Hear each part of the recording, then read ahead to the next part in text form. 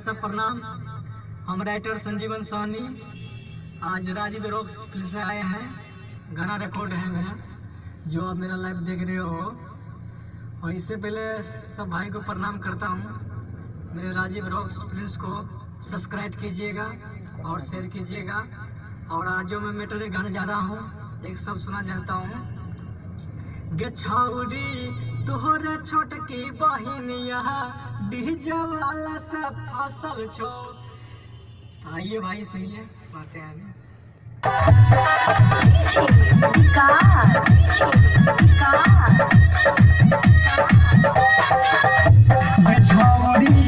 तोहरे छोटकी बहिनिया डीजे वाला से फसल छो।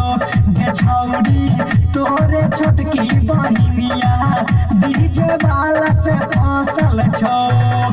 डीजे वाला से फसल छो। गे छौरी डीजे वाला से फसल छो। त दिन रात रह छो करे चक्कर, ओकरा नजर में बसल छो।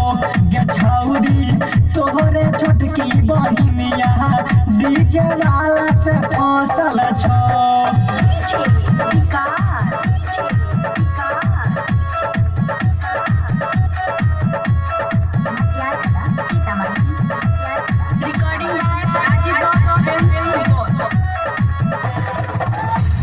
जहिया बात के चलत हो पाता, तोहर काम न करत माथा। गे छौरी काम न करत माथा। जहिया बात के चलत हो पाता, तोहर काम न करत माथा। गे छौरी काम न करत माथा।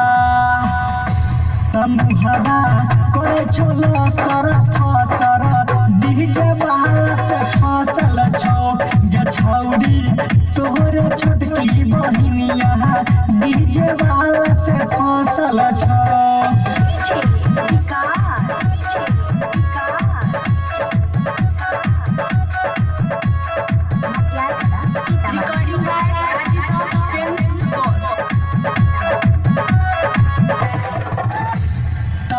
के खाई छोरो जे हलाहली, ओकर झोर जेतो जवानी। गे छौरी झोर जेतो जवानी।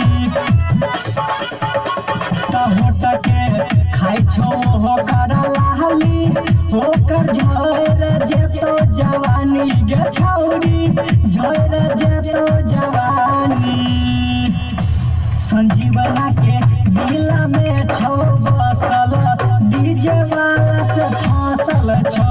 गे छौरी तोहरे छोटकी बहिनिया डीजे वाला से फसल छो।